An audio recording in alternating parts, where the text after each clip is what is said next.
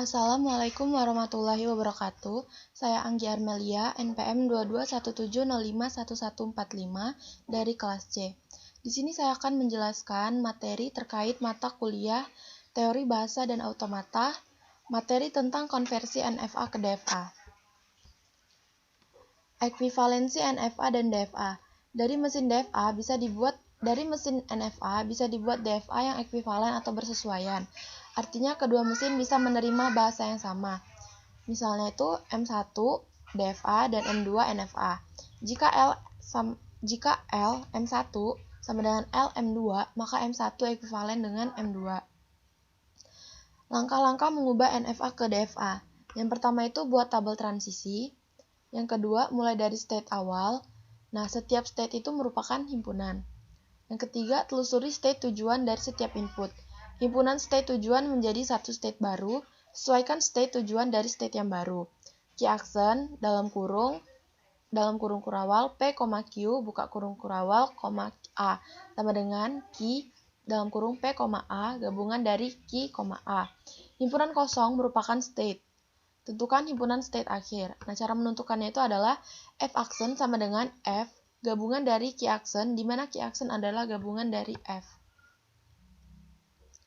Nah, sekarang adalah contoh dari sebuah NFA. Key sama dengan key 0, key 1, inputannya 0,1, state awalnya key 0, dan state akhirnya adalah key 1.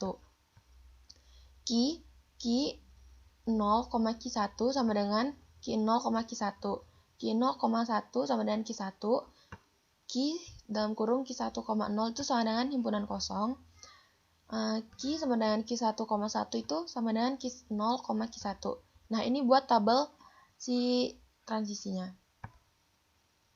Selanjutnya itu cara penyelesaiannya adalah key action sama dengan key 0, key 1,0 sama dengan key dalam kurung key 0,0 gabungan dari key dalam kurung key 1,0 sama dengan key 0, key 1 gabungan dari himpunan kosong sama dengan key 0, key 1.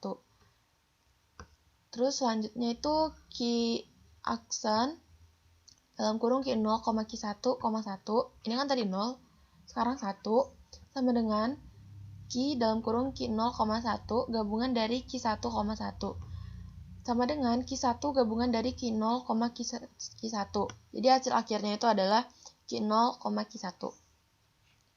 Selanjutnya itu selanjutnya untuk menentukan hasil akhirnya itu kita akan pakai F action sama dengan F gabungan dari key action, di mana key action adalah irisan dari F.